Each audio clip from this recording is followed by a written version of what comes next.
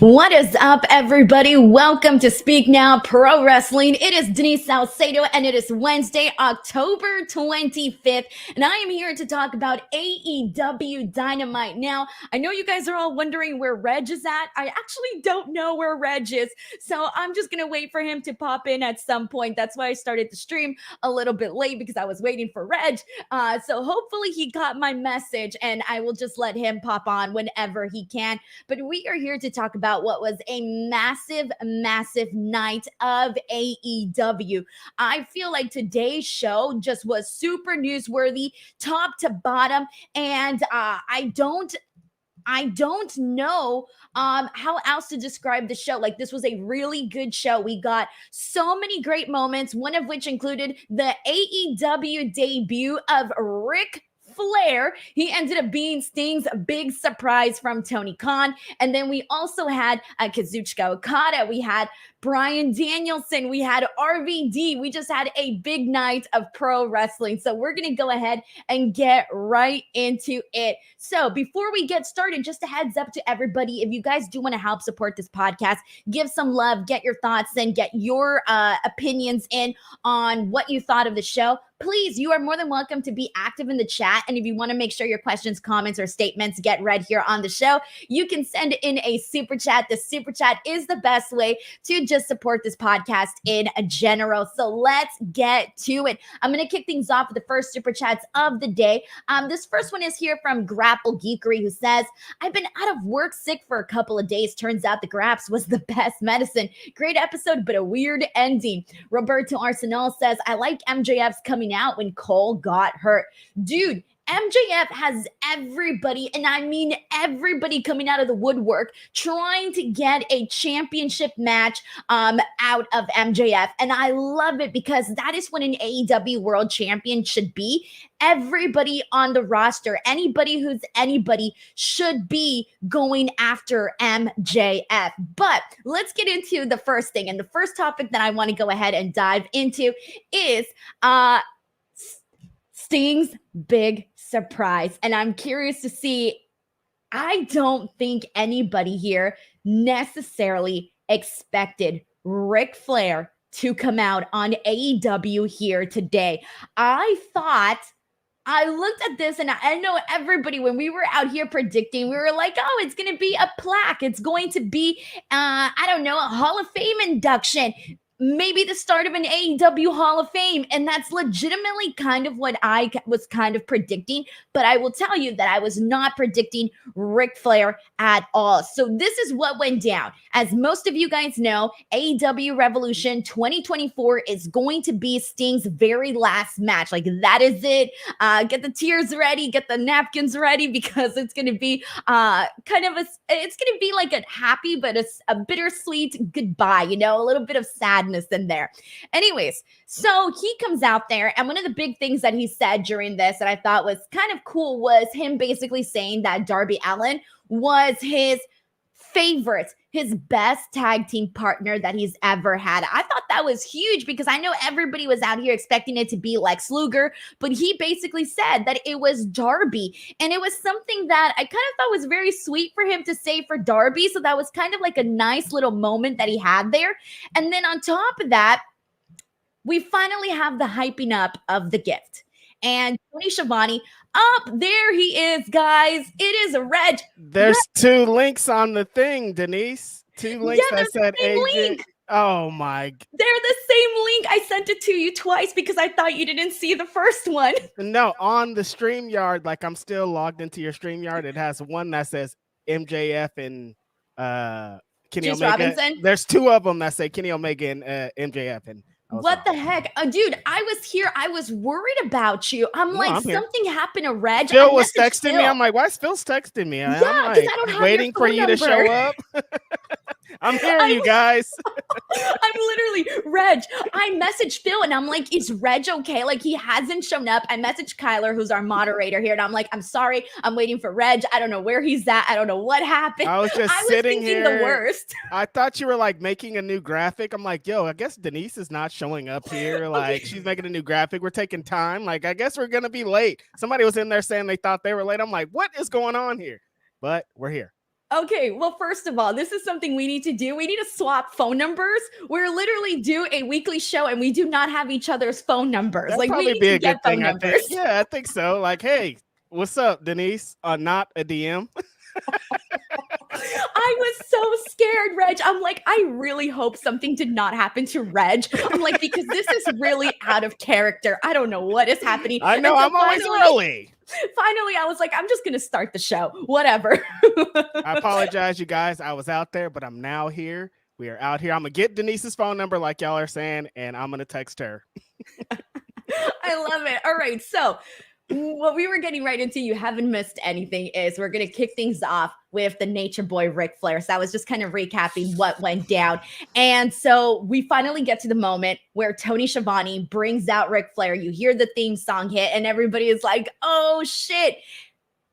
Tony Khan's gift to Sting is Ric Flair. Now, we all know the history between Ric Flair and Sting. You know, Ric Flair was the guy that helped put Sting on the freaking map. So when you really think about kind of honoring someone's career, someone's legacy, thinking about where it all began and who it all kind of began with, bringing out Ric Flair was this like massive moment. He goes out there, they hug, and the crowd is chanting, holy shit, because who would have thought that in the year 2023, we would be seeing freaking Ric Flair and Sting in the exact same ring together in AEW. Now, this was massive because the first thing that everybody else is going to talk about, and we do have to mention, is, of course, the Clash of Champions, when we ended up seeing them go to have the match against each other in front of over 5 million people on TBS. Like, to think about the history of that, it's kind of massive. First and last match at Nitro. I mean, there's just a lot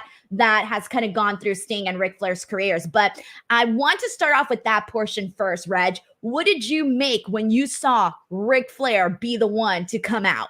You know, all week, Denise, I didn't know what to think of Tony Khan saying he's going to give Sting a gift. I'm like, maybe he's going to have like an old title belt or something from NWA. Maybe he's going to gift him some old WCW something. I didn't know what was going on. I always thought this could be a possibility, but I didn't know if it should be a possibility. Just because, you know, Denise, there's some controversies surrounding old Ric Flair. He isn't just like a regular old Ric Flair, the wrestler. There's a lot of stuff surrounding it. So there were people online that weren't happy about this, but in connection to what this is Sting. They're paying tribute to him. Ric Flair, like without Ric Flair, there wouldn't be Sting. And, you know, like, it's just how it has to work. So I understand why they did it. Interesting choice, but I do understand. Wow, in case you did not like Ric Flair being on AEW, I think for once Christian Cage was the baby face in this scenario, because Christian Cage came out, and I feel like, okay, we know that every time he's coming out here talking about people's dead father, the first thing we say is, oh, Christian Cage is so savage. He's so savage. Like, look at him talk about people's dead fathers, right? Well, he came out here and he had some lines, man. He had some lines where I'm like, ooh, damn. So Christian Cage comes out, and the first thing he says is Tony Khan is a billionaire, and this is the gift that he gives for Sting for his retirement. So Tony basically gave you a suit, some gold change, and a black liver. Ooh. Then he says, I know that Ric Flair is not dead. I also know there isn't a God. If there was a God, Ric Flair would have been dead 20 years ago. Tough one. Ugh. Can he say this, Denise? I don't know what the rules are anymore. I don't know what can and cannot be said. I don't know what can be done anymore. Like, I don't know the rules anymore. But point blank, this was good shit. Look, I know we've talked about this a lot, whether or not, you know, wrestling something sometimes toes the line, right? Yeah. The way that I see it, if we're okay with Christian Cage using dead fathers for material on TV shows, I think it's okay that he said what he said about Ric Flair could have been dead 20 years ago. I think Ric Flair has even said it himself in some documentaries. Yes, exactly. And he's still alive. It's not like he's actually dead. He's not talking about a dead person. He's talking about an alive person. And Ric Flair knows heat, Denise. If anybody knows heat, he's been through all the situations. So this wasn't like the worst thing he's ever heard. This is a pro wrestling thing. And like you said, Christian Cage came off like a babyface. I don't know if they expected that reaction. I expect that reaction. They're in Philadelphia. Dude, this was good stuff though. And I will tell you this. So I was a little bit confused here. So Ric Flair said that he's going to ride the wave out with Sting. Yes. What did he mean by that? I have no idea. I thought you were going to have an idea. I was coming onto the show. I was like, yo, maybe Denise is going to know what's going on, because I was hella confused. I'm like, what does that mean? Because Denise, we cannot have Ric Flair wrestling, right? But then they also, look, here's the thing. So they also set up a match at Full Gear that is going to be a 3-on-3. So Luchasaurus, Christian Cage, Nick Wayne against Darby, Sting, and a partner. Now, they did not name the partner. They didn't make it seem like it's Ric Flair. But at the same time, they didn't name a partner, and Ric Flair was there. There's no way it's going to be Rick. Like, Tony wouldn't do that, would he? Hold on, Denise. Don't even say this out loud, because that's sick. They teased that it's going to be Adam Copeland, so we're hoping that's the route that they're going. It cannot be Ric Flair, but I could see from now to March a Ric Flair match happening, though. No, stop it, Reg. I don't know if in AEW, but like in general. Oh, okay. You mean in general. Okay. Yeah. I was going to say, I think in AEW, I think Tony would be a little bit more aware of not doing that and not putting Ric Flair out there. The last thing you want is for Ric Flair to die. I hate to say it, but to die in your ring. Like, you don't want that on you. Like, ain't no way anybody wants that blood on your hands. No way. Not worth it. We almost saw him die in his last match, and like seeing that on TNT, woo, this company will be shut down. So I also want to talk, I'm so glad that you mentioned the Edge thing, because we did have a confrontation backstage with Sting basically going out there and yelling at Edge and telling him that he needs to open his eyes, that he clearly has blinders because he's out here still defending his friend Christian Cage. And last week, this is what Adam had said last week, that he was still going to be there for Christian Cage, given everything that they've been through together. So you're right in the sense that I don't know if it'll be Edge. Maybe Edge. This is kind of where we're going to see either Edge turn on Christian Cage and team up with Sting and Darby, or he's going to go against them, which I couldn't really tell what direction he was going to go here. I feel like they might be kind of stretching out a little bit more of like what's going to go on between Edge and Christian. And I don't know if like the amount of time that's going to be between Full Gear is enough time for them to tell that story. So I don't know if it'll be Edge. I don't know either. So then who is it? Ric Flair?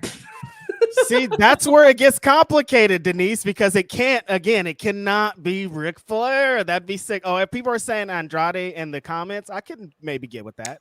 Okay, yeah, that would make sense. Where Ric Flair could be like, oh, I wish I could be in this match with you, but I can't because, I got a pacemaker. I don't know, all this other stuff going on. But you know what? I'm going to send somebody from my family that can be out here representing me. Okay, that's a great way to go around it. Right. Because it can't be Ric Flair, but Ric Flair could be at ringside being like, this is my boy. Like, I love him. You guys see my tweets about him. I mean, it can be Ric Flair. It just shouldn't be Ric Flair. Tony Khan, if you're listening, if you're watching this, do not, dude. Just don't. Don't do it. Nobody wants it. And I know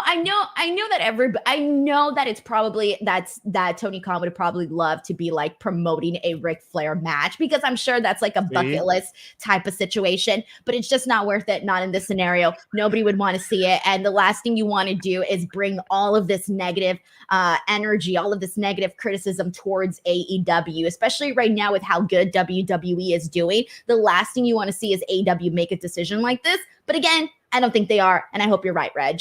Yeah, I mean, because randomly Vice will play that Dark Side of the Ring, and then everybody will remember what happened then and be like, hey, what's going on? Why is he on TV? Somehow they're going to play it this week, I'm sure, to remind people, because people might have forgot, but they're going to be reminded.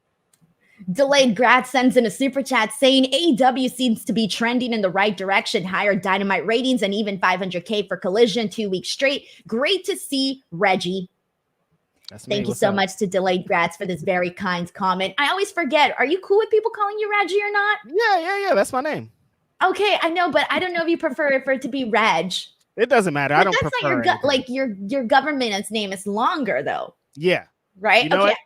Yeah, but I didn't know if you put it out there already for people, so I didn't want to just blast you. I mean, like, if you know the history of what a name and Reginald is my real name, my government name. We don't have to beat around the bush, you guys. That's me. Okay, that's what I was confused about, because when you just said Reggie's my name, but I was like, wait, isn't it Reginald? All of it. It's that, Reg, double R, I'm the man, it's him. Damn, you're like freaking Triple H out here with 3 names.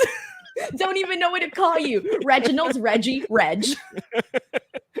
Oh man, that's good stuff. Delayed Grats, thank you so much for the super chat. Darth Steven sends one in saying, does Sting win or does AEW go for the major heat and have Christian Cage pin Sting for his last match? And hated that I missed last night's stream. So this all really depends on what they end up doing for Sting's last match, because you and I were talking about this when he made the announcement for the retirement. Is he going to be teaming up with Darby, or is he going to have his last match with Darby?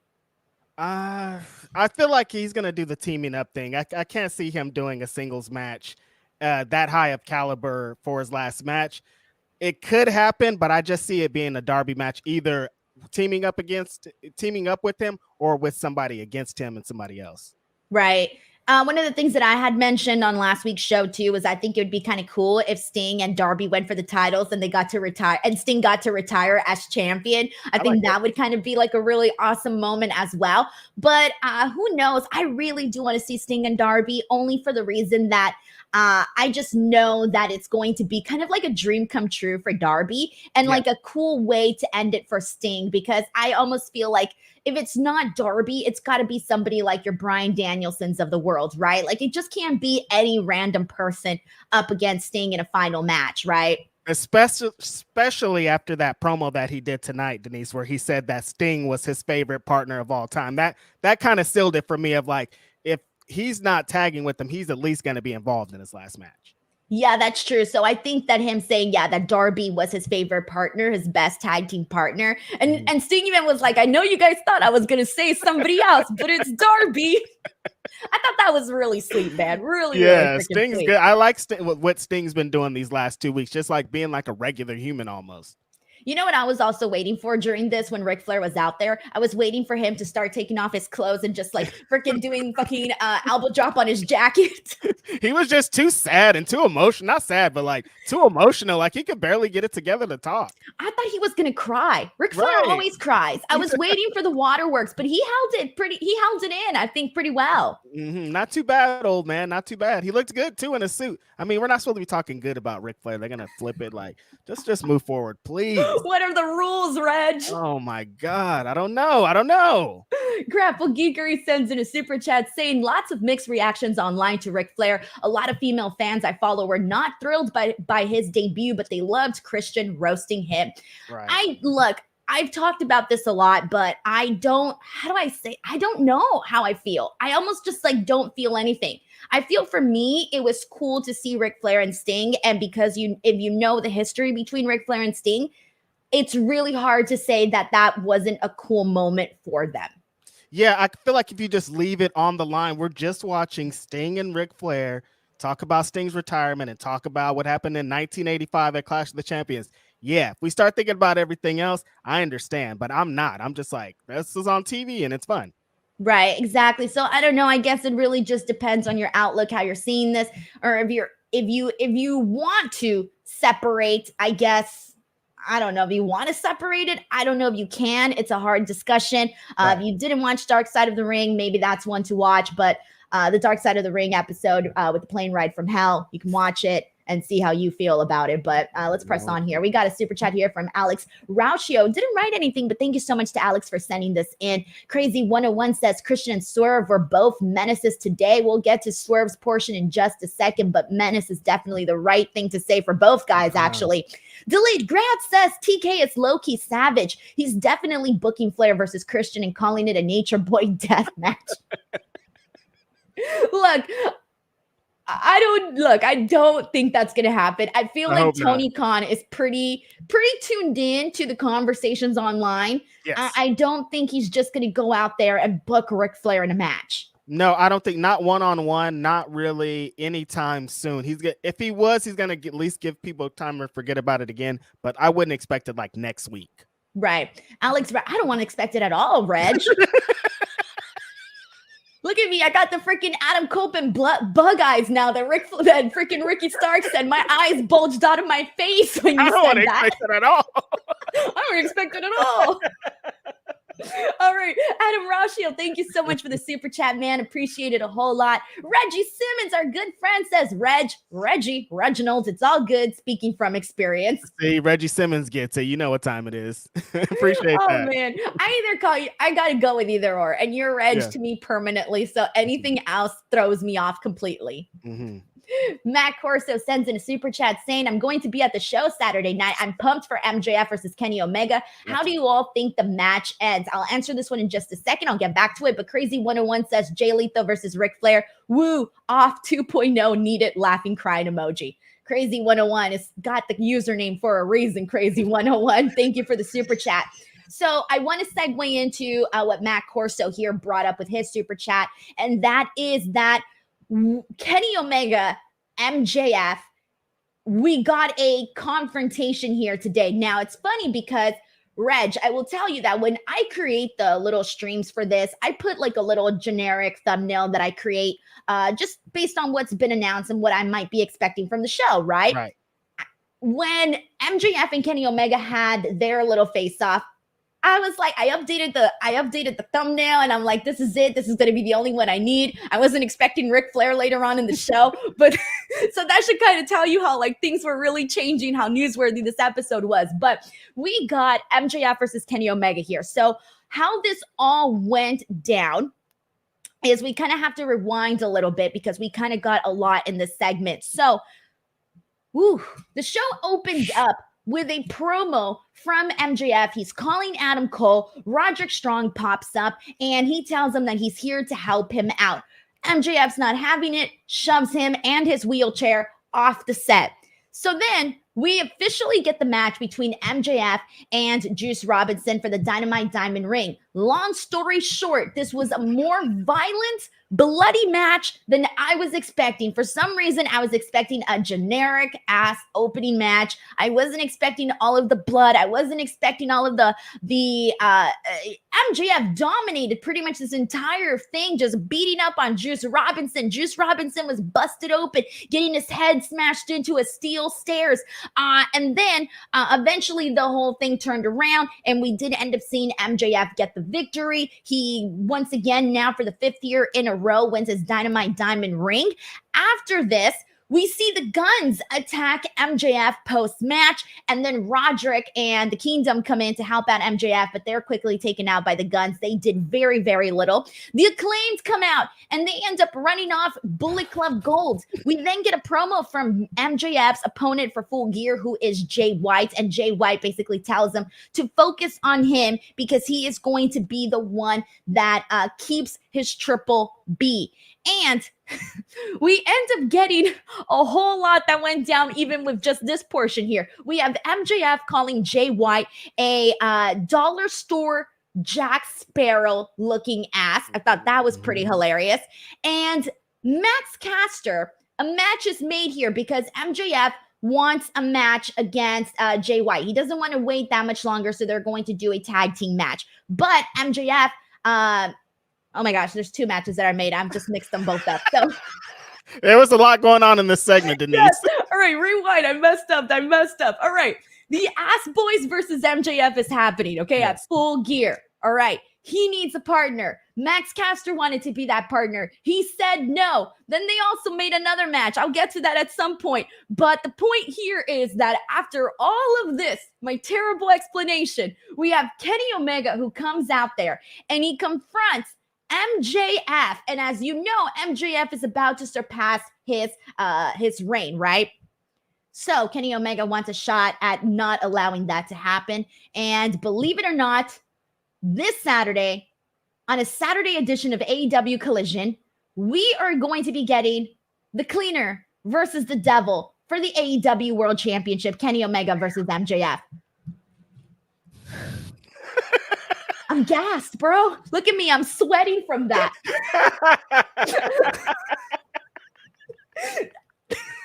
There was a lot in here. This was just like the first 20 minutes of Dynamite, maybe first 30 minutes. I don't know. What did you think of all of this? MJF dominated the first quarter of Dynamite here tonight. Everything was about him leading into the show, starting this show, the first part of this show. He interacted with everybody. Okay, Denise, I like this story a lot because at the core of it, it's all these fools are trying to get to MJF and beat him for this world championship. You got Jay White, you got Kenny Omega, you got Samoa Joe, Juice Robinson's in there, Wardlow's coming after him. There's all these people that are saying, yo, at the end of this, I want to be world champion, and I love that. This just kind of felt like a lot. They're trying to get in 4 or 5 stories to us right here in this 30 minutes, and it just felt like at the end of it, it was like, whoa, okay, now what's happening? Like, I'm happy because we get to see Kenny Omega and MJF, but it felt like a lot, right? It definitely did. I mean, just even trying to recap this whole portion of it, we haven't even gone into the Wardlow part, the Samoa Joe part. It's a lot. It's definitely a lot. But just focusing here really quickly is, okay, so you mentioned Wardlow, we mentioned Samoa Joe. So Samoa Joe basically had a backstage interaction with Kenny where he said that he would help him out, but only if he would give Samoa Joe a title shot. Then we had the Wardlow portion. Wardlow did a whole little video where he was talking about how he's been at home. He's been depressed because he has seen the man that he beat at Double or Nothing go on to not only become AEW World Champion, but to also headline the biggest show in AEW history at All In. And we've talked about Wardlow a whole lot and his decrease in momentum and all of that. But when you've got, and I'm just going to be real with everybody here, when you've got guys like Kenny Omega and Jay White coming after MJF, I feel bad, but Wardlow's just lumped in there. It's almost like if I'm ranking all of these guys, I'm putting Kenny Omega, Jay White, then I'm putting Samoa Joe, and then I'm putting Wardlow. Yeah, that's kind of how I feel. He kind of feels like he falls to the wayside. The good thing is, Denise, is I think the video packages and what he's been doing have gotten people kind of back interested in him. But yeah, as far as like these people going here, he's kind of the least interested I have in seeing him against MJF. I think they're telling a different story than that, which I think is going to save this whole thing. So I think it'll be all right. Well, what do you think? I mean, Wardlow behind that behind the mask. Yeah, and see, even if he is though, I don't care. It actually takes it away from me. I'm actually a little bit pissed. I'm gonna be like, really? We did this whole thing with the mask, and you're going with Wardlow? But it would be great for Wardlow's character, right? But again, when you have him and you already have him feuding with Jay White and Kenny Omega and possibly Samoa Joe, it just doesn't rank as high with or without him being the masked guy. Yeah, I feel you on that, and I feel the same way. I think this story, like, I'd be happy if he lost the belt to Kenny Omega, but I don't think that's going to happen. But this story, yeah, Wardlow kind of falls at the wayside to me. So let me ask you a question, and I want the chat to answer this as well. So AEW announced a brand new pay-per-view, World's End, for December 30th in Nassau Coliseum in Long Island, New York. Right. Am I going out on a limb here to say that that kind of sort of gives away the results for Full Gear's match? Long Island. Yeah, I see what you're saying here. Because you know that I was really behind that Jay White is going to become AEW World Champion train. Like, bro, I was freaking driving that train. Like, what noise does a train make again? Hoo hoo. Is it the hoo hoo or choo? Oh, choo choo. Bro, I was in the front of the train going choo choo. Sorry, I couldn't remember what sound the train makes. I was leading the freaking choo-choo train for Jay White to win the title. What sound does a choo-choo at the train? I forgot. I can't handle Denise, you guys. What sound does a train make? How do you forget what sound a train makes, Denise? I got a lot on my mind. My mind has like 1,000 subjects all at once, and there was no room for remembering what sound a train makes. But anyways, the point that I'm trying to get at here is that I don't think Jay White's winning anymore. Yeah, and that bums me out because that was my prediction. Okay, so do you think that leads to Samoa Joe and MJF at the Worlds Collide? No, it's not Worlds Collide. What is it? World's End. World's End. I'm going to keep doing that. I don't know. But I'm kind of a little bit bummed because I did want to see Jay White win just because I wanted to see Jay White win. But now I'm kind of thinking like, okay, well, the good thing is that they've already set up all of these other people, right? But also my other thing is they're giving us MJF Kenny Omega on AEW Collision. That is a match that it could have happened on a pay-per-view. At that pay-per-view. It could have been at World's End. Exactly. Yeah. Is this the right thing to do? Just have it on Collision?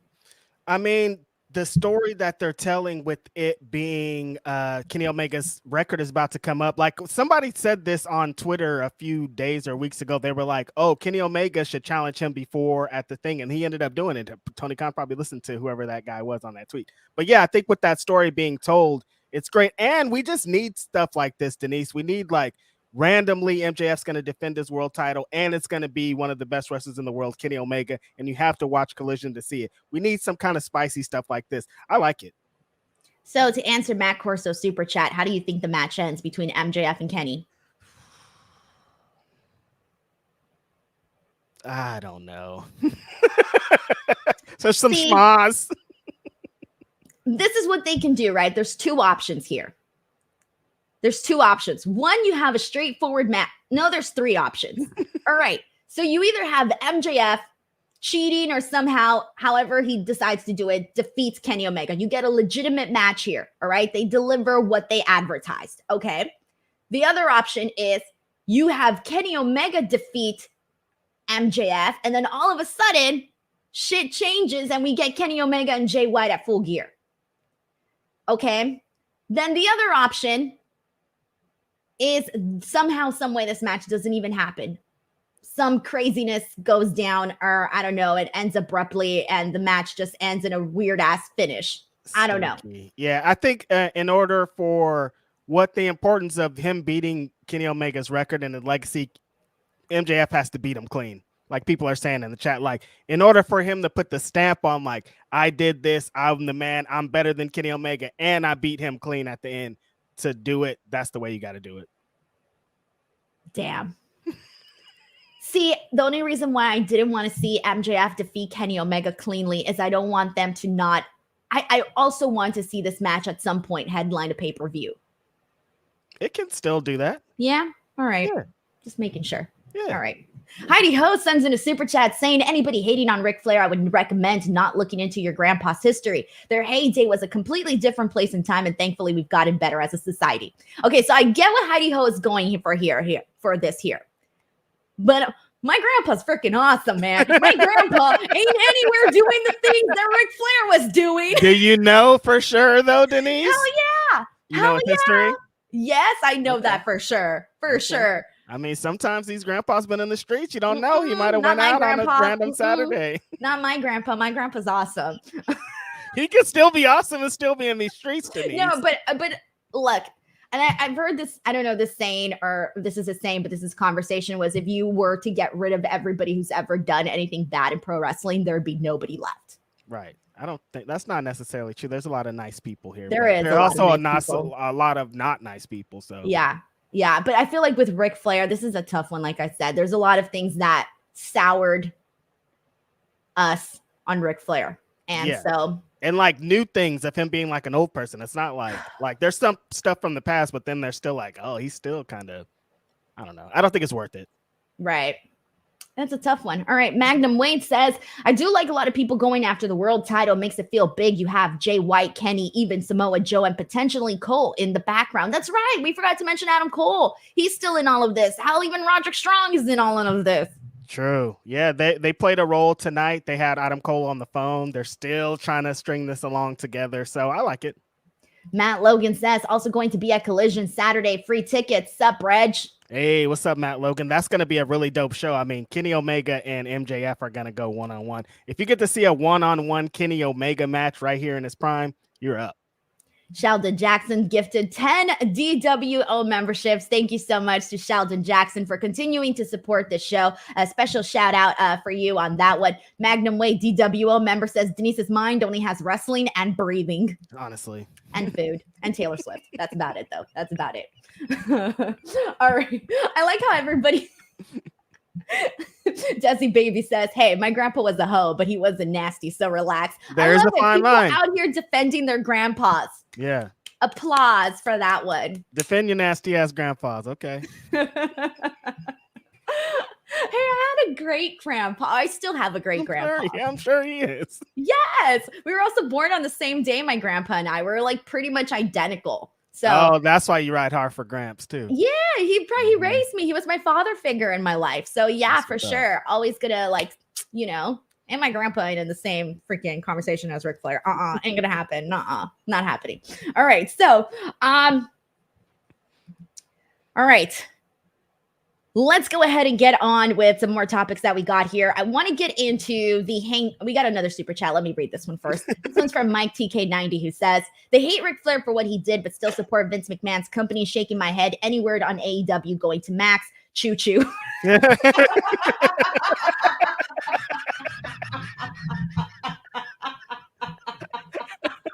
Look, Mike's just trying to help. Mike is here to help. You forgot, not Mike. I'm dead. Why the fuck did the choo-choo kill me? You forgot about Braun Strowman, Denise. Remember he was doing the thing running around the damn ring? Yeah, that was terrible. Oh, man. So, oh, dear. This one's always, I feel like, God, I don't even know what to say about this one because this is a conversation that I feel can take up an entirely different podcast. Where it's like, I have seen people defend people based on the premise that, oh, if I like this person and he did something wrong, well, I really like this person, or enough time has gone by so I can forgive this person, right? So I don't know what to say anymore. Me neither. But AEW going to Max, I would love it, and I want it, and I hope for it. I'm leading the choo-choo train on that one, too. Yeah, it feels like every time we get some news about it, it feels like it's positive and like more likely that it's going to happen. So I think it'll happen in the future. All righty. And let's go ahead and move on from here and get into another super chat from Christopher Marino, who says, I believe the Bang Bang Gang interferes in MJF's Omega match, which will lead to MJF teaming with the Elite for the four-way. Oh. Okay. I don't hate that at all, actually, Christopher. Yeah, that kind of plays along with the Kenny Omega story. That's pretty good. Thank you so much, Christopher. All right, now I'm moving on. Hangman Page, Matt Jackson, Nick Jackson take on Brother Zay and the Hardys here. We do end up seeing Matt and Nick and Hangman Page get the victory here. I'm going to be honest. I don't really care to say anything about the match because I was kind of glad they just kept it for what it was. Did you love it? I liked it, Denise. They started cooking at one point. They got the "This is awesome" chant. Isaiah Cassidy. That's what I really loved about it. Is Isaiah Cassidy got to get his things off out there. There was a silly string out there. He was out there interacting with the do-rag. The Hardy Boys at this point is just like a nostalgia act. But anytime we get to see the Elite, Hangman Page, you get to do their thing. The buckshot lariat off the springboard with Isaiah was dope. I thought it kicked into a nice gear. It wasn't too long. It wasn't too offensive, but it's really what happened after the match that was everything, right, Denise? Exactly. That's what I was going to say. So, I mean, I think you liked the match a little bit more than I did. So now I just feel bad about it, Reg. I feel bad. It's okay. We ended up getting what I thought was a very kind of like moody, very sinister, I guess perfect in time for Halloween, but whatever. The point is, Swerve Strickland and Prince Nana break into the house of Hangman Adam Page. This was nuts. We see Swerve go in there with Prince Nana. My favorite part of this whole thing was Prince Nana going, chocolate covered berries. That was the best part. I love he added in a few lines that didn't take away from Swerve being like a sinister villain. but it was like great. Like that line was perfect. I laughed hard, but it was like right back into Swerve being a villain, you know? Yes, like it didn't take away from it at all. And so he gets there, kind of walking around the house. He sits down in his couch. He looks at the kids' art painting, some children's books, and then he goes into the baby's room, into the crib, like goes in and leans in on the crib and has a whole ass conversation with little baby Hangman Page. And he says like a bunch of things about how he's going to remember this when he grows up. He even gives them, I think it was a Swerve shirt, right? The shirt he gave him. Prince Nana shirt. And Prince Nana comes in and he's like, dude, we gotta go. And so they go, and Hangman Page, obviously he was watching this from the Tron, and then runs the hell out of there. What'd you think of this? I thought this was a great addition to what Swerve has been doing. Denise, when he has a story, it's more than just the matches. He's trying to tell different stories outside of the ring. And I thought this was just aided in. He wants to be the biggest heel in the business. Like he wants to be in the conversation. When people talk about MJF, he wants people to talk about him too. And this kind of stuff is what gets him into there. There's people are saying funny stuff. It's like, why was Hangman Page's kid just there all alone? Why isn't nobody there to help with the baby? So I'm like, Swerve was in there talking for like 2 straight minutes. Somebody should have been ran in by then. Like, this is crazy. Like, what's going on here? Like the little That's baby all you monitors. said, Denise. Did you say he should have a ring? Like, yeah, I said, like, everybody has a ring these days. I mean, they're like $99 on Amazon. I'm pretty sure Hangman Page can afford a freaking ring. He could have got a notification on his phone before he went out for the match. Exactly. And even just like a little baby walkie-talkie. Where was his wife? Bro, if I'm Hangman Page, I'm going to have some questions. I'm going to be like, yo, woman, where were you? Why were you not protecting our child? And also, was the door unlocked? I forgot how he actually opened it. It feels like he just opened it and walked right in. So they left their door unlocked. Mm-hmm. It depends on what part of the country they live in, because they still be doing that in place. We live in California, Denise, so we know what time it is. Like, we would never do that. Close your damn door, man. Close your damn door. I do know that in certain places, some people don't lock their door. Right. Exactly. Yeah. So like, this is a thing. Mm-hmm. I don't know how, but it's a thing. Not for me. I love this though. You're right. When you said that if Swerve wants to be like MJF or on the MJF level, you have to kind of do things like that are going to set you apart. And he's already showing that in the ring, right? And we've seen the whole brutality that he did to Nick Wayne. That was, crazy. But now doing things like this, I feel kind of adds to his character. Yeah, it's good. And it feels like we're leading to another match with him and Hangman Page. And like, that's dope. You have to. And it has to be something big, because this man went into your home and talked to your child. Right, because Hangman Page is going to want to kill him. So he's got to have some weapons or some kind of stipulation on top of that. Or if he doesn't, he's going to look like something. Exactly. Gerard Clark sends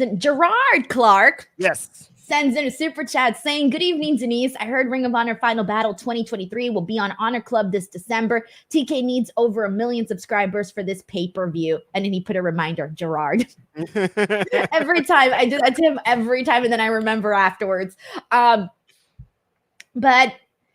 in terms of like this being on Honor Club, well, they just announced that pay-per-view today, Denise. Yeah. I think that's what plays a role in it. That pay-per-view is on December 30th, I think. When did they say? December 29th? December 30th.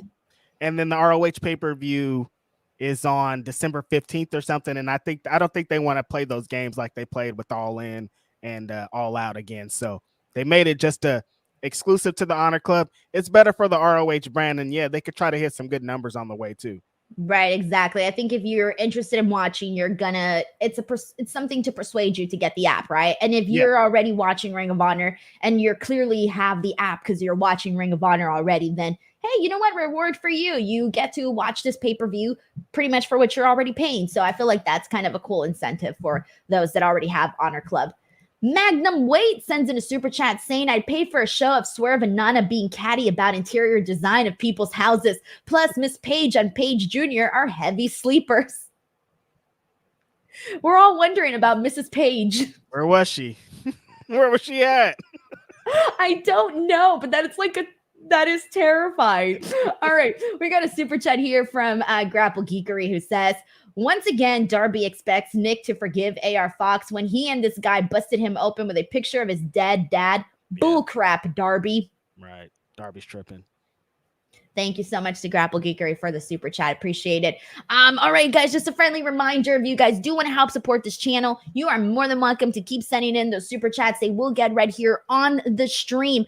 But now I want to go ahead and get into the Blackpool Combat Club. Claudio Castagnoli and Bryan Danielson taking on Orange Cassidy and Kazuchika Okada. Wow. What a freaking night, right, Reg? When you got Sting, you got Bryan Danielson, you got Ric Flair, RVD, Okada. I'm missing a bunch of people. I forgot about RVD. That's how crazy the show was. I'm like, oh yeah, RVD was there too.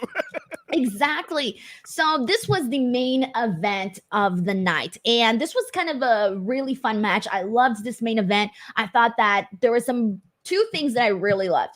One was everything that we got, this big moment between Bryan Danielson and Okada, opposite of the ring of each other, because obviously, you know, we were there watching them wrestle and that was incredible, but to see them again circle it back for a brief moment in this match was really, really cool. Bryan getting Okada with all of the yes kicks, locking him in with the LaBelle lock.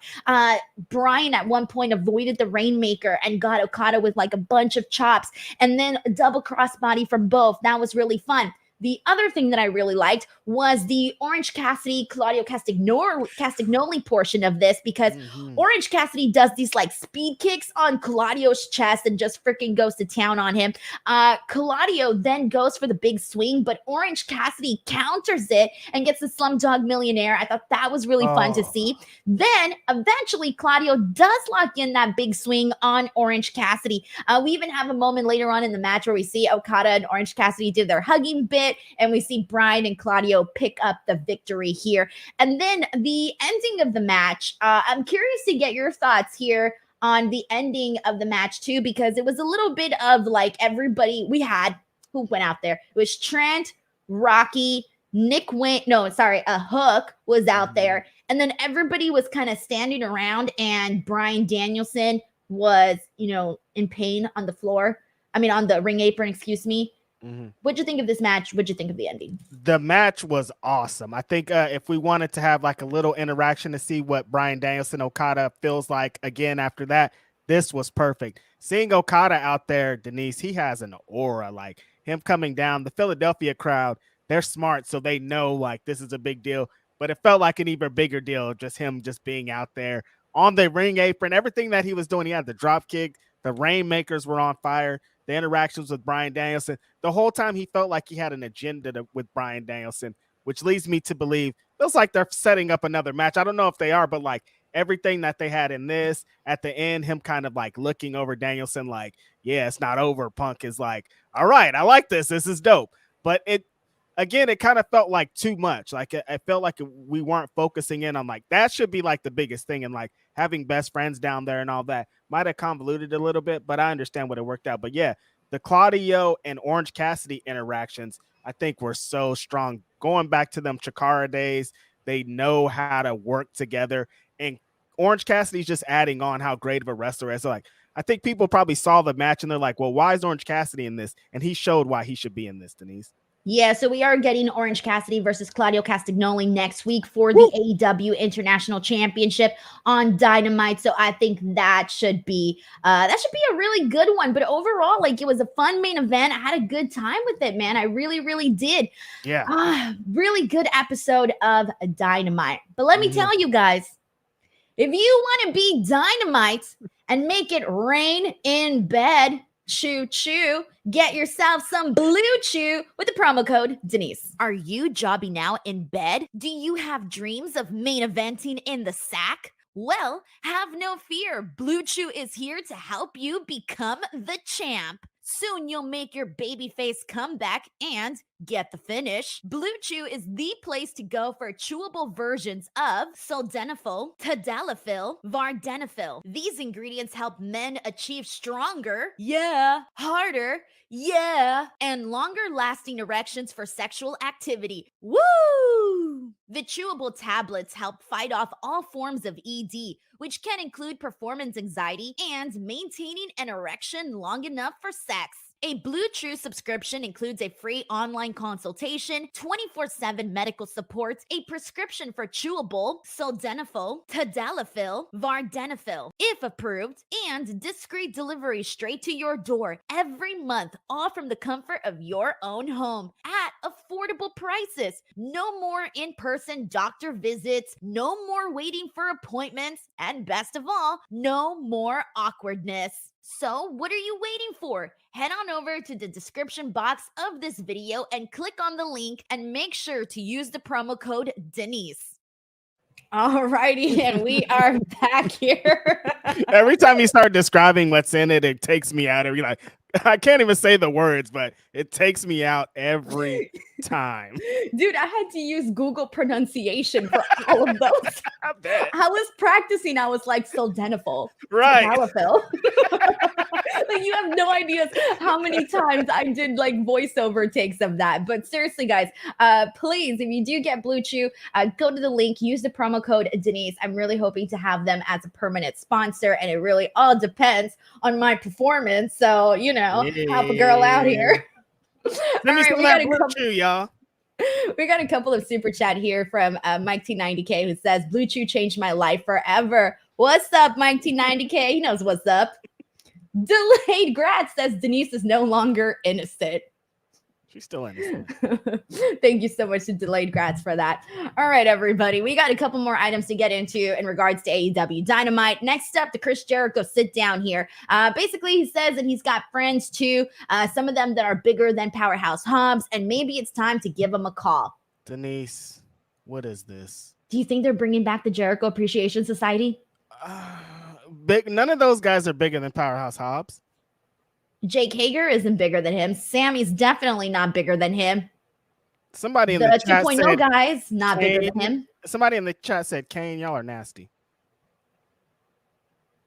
Think it could, no, I wasn't going there. I wasn't thinking Kane.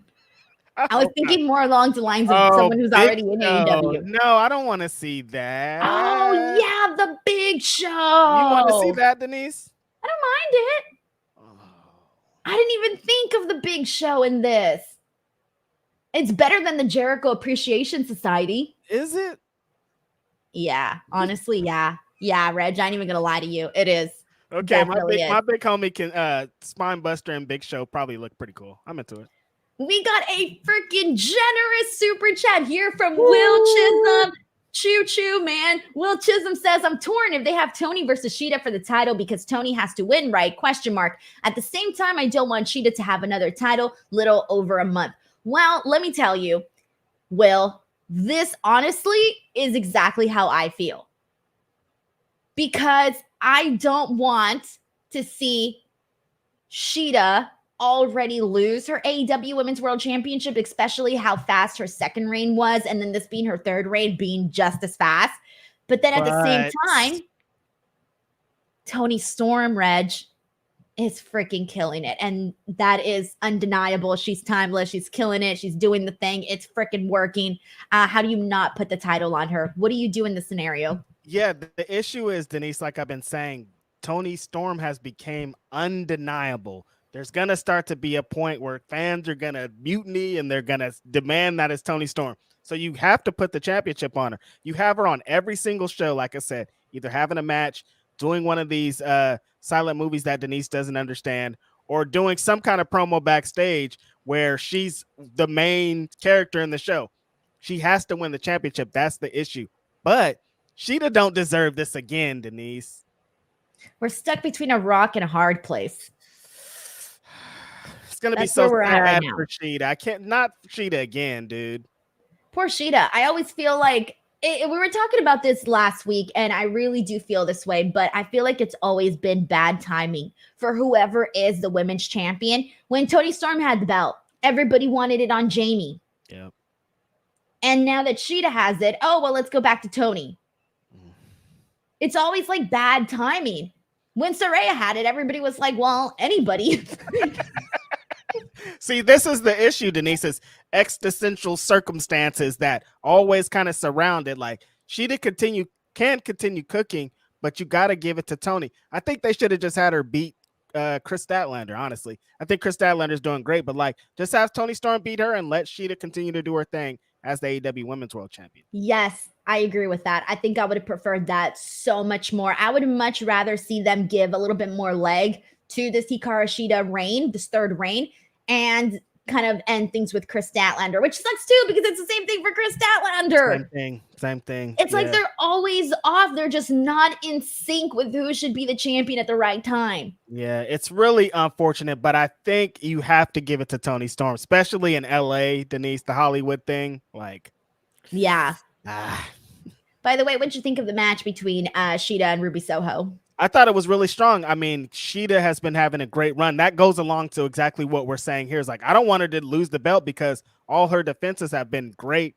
Ruby Soho is just awesome in her role that like, I want to see more of this so she can't lose it to Toni Storm. But Toni Storm's hot, Denise. Toni Storm's hot.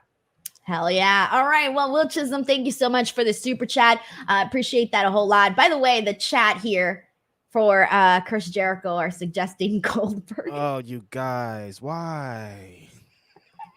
Because we want to see Goldberg. Who's we? Me. I'm we.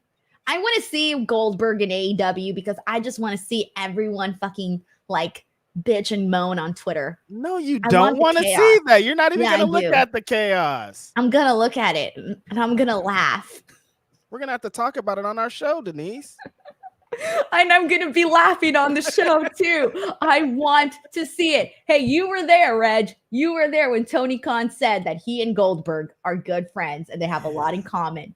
Why did he say that? We're going to see it. I don't know when, but we're going to see it.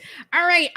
Speaking of other people or not people coming into the company, well, we got a return of Rob Van Dam. Mm-hmm. He's out there teaming up with Hook. Really great to have him out there in Philadelphia. They go up against the Dark Order, Alex Reynolds and John Silver. Hook gets his, we see RVD hit his greatest hits. Hook goes in there, hits the red room, gets the win. Anything that's really stood out to you in this match? No, just cool to see RVD in Philadelphia with Hook. I like that the way that Taz interacts or acts when he sees this. He's just like a proud dad. Like, I used to team with him too. We used to do it in Philadelphia. Like, all the connections I think were fun. And yeah, it was just an RVD greatest hits. Nothing to be offended about. I love RVD. Yeah, same. All right, guys, we are about to close out the show since we've kind of covered everything that went down on Dynamite. If you have any last minute super chats that you want to get in or anything that we didn't touch on, now is the time to do it. This is the last call right here. Heidi Ho sends in one saying Shida is going to have 17 title reigns before Charlotte. She's always going to be the go-to person. Right. Good for Shida.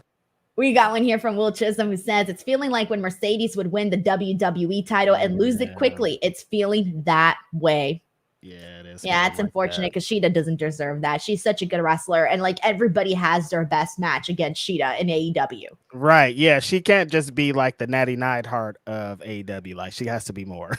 Right, exactly. All right, thank you so much to Will Chisholm for that super chat. Before we go, just a friendly reminder to everybody, if you haven't already, please sign on over to Apple Podcasts and please leave a review. I do read them on here. If anybody leaves a review, I do read them here on the podcast. So if you want like a bonus shout out, it would really mean a lot to us if you just went and left any sort of review on the channel. I mean, unless it's 1 star, then don't. But if it's 5 stars, then by all means, head on over to the link in the description box below and please show the podcast some love. It helps us rank higher. The higher I rank, the more opportunities there can be for us to get more sponsors here on the show. We got a couple more super chats here. This one here is from Crazy 101 who says, final thoughts, choo choo. I can't believe it. On October 25th, 2023, have a gimmick now. There you go, Denise. You're always getting something over. It always works. Every show, you're just like, here's a new thing that could be a t-shirt. You gotta start marketing, Denise. Thinking of fucking choo-choo. I have a fucking fear of trains, man. That's why. Have I told my fucking train story? No, you haven't. It's horrible, Reg. That's how we end the show. Let's hear it. So this one time, I was driving my Jeep, okay? My 2006 Jeep Wrangler. Don't have it anymore. Love that car. Anyways. So there's this really big street that I was driving on, right? And I'm waiting. I'm the first car. The little sticks are down from the railroad. They're down because there's going to be a train. Well, the train never comes. This happens often. So then those things went up. So they went up. So I went, and as I was crossing, the freaking sticks came down and they hit my car. And I had this moment of, oh my God, the train is gonna come and it's gonna get me. But I don't even know what I did. I don't even remember if I pulled forward or if I backed. I don't remember what I did. Like, I had a moment of like pure blankness. And let me tell you, I don't even remember the train went by. Like, I just had this moment of panic. Nothing is scarier than those things falling on your car. So nothing happened. Now you have this irrational fear of train. I do. Like, I see trains and I'm like, I don't know. Like, but it's not even the trains. It's the sticks. Okay. I'm afraid of the sticks. So anytime I'm driving past a railroad, I go, oh God, please don't let there be. Like, might have a fear now that the train's just going to come out of nowhere. The sticks are going to get me. And it's just like, that's it. The sticks. Yeah, the sticks. I hate them. Juan Castle says, no need for that chew stuff. Rock hard on command. Yeah. Hey, man, sometimes it's due to anxiety. Sometimes it's due to a bunch of different things. No shame on that. Alcohol. If you need the blue chew, get your blue chew. Juan Castle, thank you so much for the super chat. All right, guys. Ender Buckley says, Lucha star Pina Colada's career tragically ended in an accident where she was not hit by a train. What? Fear the sticks. We're done. Before we go, Reg, tell the people where they can support you. You know, you can support me every Saturday. I'm on with Philip Lindsay, Grapsity Podcast, Fightful Network. Tomorrow I'll be on with Kate on the Ring of Honor Post Show. I'm on with Mike every Wednesday on Indeed. And I'm here every Wednesday with Denise. I love it here. Alrighty, guys, that is it. Please do not forget to subscribe to the channel. Check out my interview with Ilya Dragunov. We got one more super chat here. This is from Mike T90K, who says, Blue Chew turns me into Gilbert. What is wrong with y'all? I think I get that. I think I get it. Because of the bald head, I think. Oh, we're going two totally different directions with this. We're going two totally directions with this. Mike T90K is going to have to explain this one next time. Oh, man. All righty. Now, I need to go. Whatever. I'm done. I'm going to be thinking about this all night. See, the chat's getting it, though. The chat is out here having a good time with this one. All right, guys, that is it for today. Thank you so much, and we will catch you. I will be back here on Friday for SmackDown, Saturday for Collision, and then, of course, we will be back next week for a full slate of shows. Goodbye, everyone. Peace.